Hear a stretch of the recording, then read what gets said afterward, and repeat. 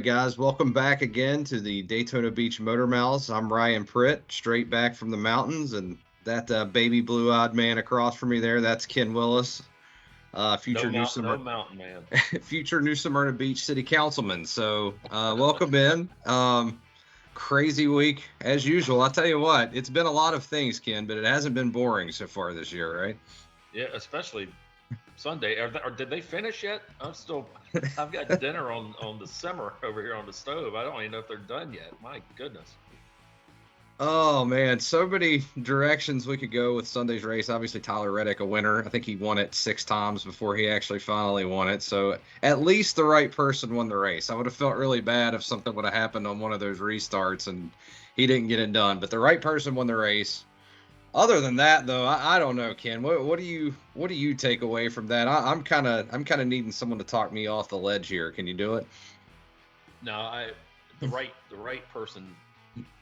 If you had money on AJ Allmendinger, the right person didn't win the race. I was a day late and a dollar short. Is that not the story of my life? AJ won Saturday, of course. He won the Xfinity race, then got wrecked early Sunday. Uh, if you haven't seen it, and I wrote about this in our the Q&A for our critically acclaimed NASCAR This Week page, and if you don't have that in your local newspaper, find out why. Yeah. Jenson Button's review of his first NASCAR race. You know, he's Englishman, 2011 F1 champ, and he got a ride at COTA. And his review of the race afterwards with Bob Pockrass from Fox Sports is pretty precious. I would have found, and I said, boy, is that not, that's topic gold right there. He was really good. So he loved it and hated it at the same time. He just left shaking his head and smiling. And so that's what you get these days with guys get their elbows out and and buckle up that chin strap and get after it. And it just seems to be no price to pay unless you're taking more than giving. I mean, turn one was just an absolute calamity every time they tried to restart. I don't know, man. I withheld a few tweets that I probably shouldn't have sent during the race, and I'm proud of myself for that. But I mean, my God, you're looking at a track, and I think NASCAR did a good job deciding that Road America probably wasn't for NASCAR. It's a great track, but not for these cars. And I'm just wondering, did we reach the same part with COTA? Because I mean, I don't know. They could have tried that 100 times, and somebody was going to get turned around in that corner every single time. Well, they have been known to tweak tracks before and road courses. They have changed turns and they've eliminated turns. They've added chicanes. They've done all kind of stuff with road courses.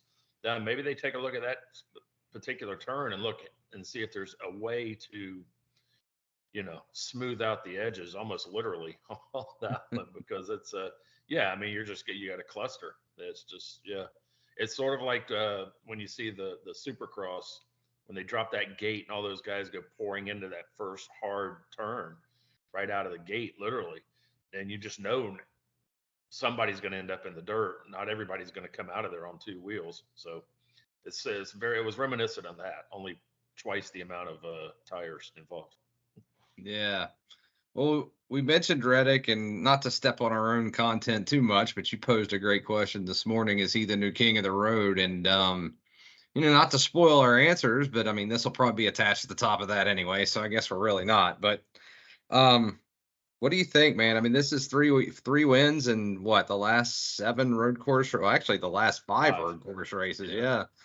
Yeah. And I mean, pitted an extra time and still had him cleared on Sunday. I mean, he was clearly the best car in the field. So, what he's doing right now is impressive. Do you see us slowing down anytime soon, or can you kind of just pencil him in like AJ every time we're turning right? Yeah, and I don't think it's just going to be at road courses either. I mean, I just go Yeah. back to a year and 2 months ago when entering the season last year, and they were talking to some veteran drivers and wondering like who's going to be.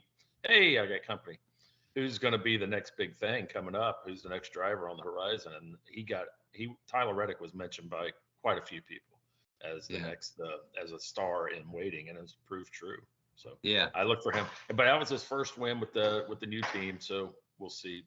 I imagine there's probably going to be a few more to come this year, and not just on road courses. Yeah, and making it even more impressive, Toyota struggled mightily on road courses last year, and he jumps in and wins the first one. And really, if you looked at the other Toyotas, Bubba didn't really get a chance to show what he had. He got wrecked out early, and obviously Truex had a problem there, but they were not even close to what Reddick was, I don't think. So kid's clearly got some talent, and like you said, it's going to come at a bunch of different tracks, I think. But moving forward, we'll turn our attention to the 3/4 mile at Richmond this week. I think a lot of times the sister track gets comparisons, and that's Phoenix here. And we just had that race a few weeks ago. Do you expect a race similar to that? Do you expect the front runners to look similar as well? Yes and yes. 3/4 mile track versus a mile track, give or take. But Yeah. yeah, I think that's Phoenix is obviously the most similar track to Richmond. For a long time, Richmond was always my favorite track to watch NASCAR racing on because it was short enough to invite fun short track racing, but with the banking and the width of the groove and everything is wide enough to allow speed. So I've always enjoyed the Richmond races. That being said, sometimes they turn into they're a little too orderly at times. But you need a good mix of orderly and what we saw in Austin. So that's not going to happen. But I don't know. I like Richmond. I've always enjoyed watching Richmond, and it's a fun. It's the track looks good under lights too. I don't, but they're not running under lights this week, are they? It's the No. afternoon race. I will say the last 5 races at Richmond, the top 3 at average finish, Martin Truex, Denny Hamlin, Christopher Bell. There's a theme there. Those are all JGR drivers, obviously. Yeah. But going back to last year, Kevin Harvick with a second place in the spring race won the summer race. So who are you kind of looking at this week? Does the JGR trend come through? Does Harvick stay hot, or are we looking elsewhere? Well, you know what? I should have thought about that beforehand. I think it's Christopher Bell's turn. He's been running okay to pretty good to good, but yeah, I don't know. So it's the first name that came to mind as a guy who's due and can and will, and that's it. It's said. It's over. Christopher Bell. I'm going to take Harvick. I like the way he ran at Phoenix too. If this race turns into what we just said, which is a kind of a mirror of Phoenix, that guy had the best car on the racetrack the last half of that race, and obviously knows how to get it done here. So I'll roll with him. We have a minute and a half left. There's a couple quick things I wanted to touch on. After the race at COTA, tempers were flaring. I think Daniel Suarez was looking for anybody to fist Yeah. fight. He started with Alex Bowman. Bowman pointed him to his teammate Ross Chastain, and then they talked about things for a while. Poor Ross, he can't get out of the way of anybody these days. Um, what were your thoughts of that? Are you concerned at all about team camaraderie when it comes to trackhouse racing? Yeah, yeah. You can always that rears its head every now and then, but yeah, Bowman banged into Suarez, so Suarez goes after Bowman, and Bowman says, "No, wait a minute, your guy banged into me, and that's why I banged into you." I mean, it was just that kind of day. I mean, there was somebody to be angry about. It seems like no matter who you were after that race, and you know what they say, that's racing. That's right. Right. The crazy part about Alex Bowman you just mentioned, now squarely in the top 10 again. He's done it in every race but one where he finished 14th in Atlanta. And guess what? If the season ended today, he would not be in the playoffs. So that's a penalty that NASCAR levied against him is clearly present. Kyle Larson's way out of it. Of course, either one of those guys could win a race. I don't think we're hitting the panic button on those two yet, are we? No, I was looking at the standings today, and I saw some guys way down there like Kyle Larson. I went, "Holy cow, what's going on?" I'd totally forgotten about the 100-point penalty. So yeah, now you reminded me.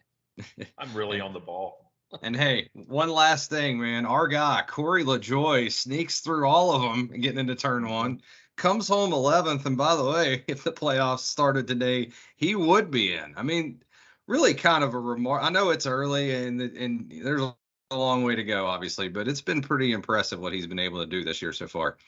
Well, the racing gods are doing the right thing so far. Hopefully, they keep it up. Absolutely. Well, guys, I think that about wraps us up.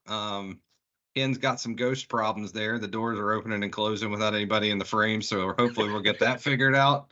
And and yeah, we'll see you next week I after don't want to Richmond. know. and and if it's anything like this past Sunday, we'll have more than enough to talk about. So thanks for tuning in, and we'll see you next week.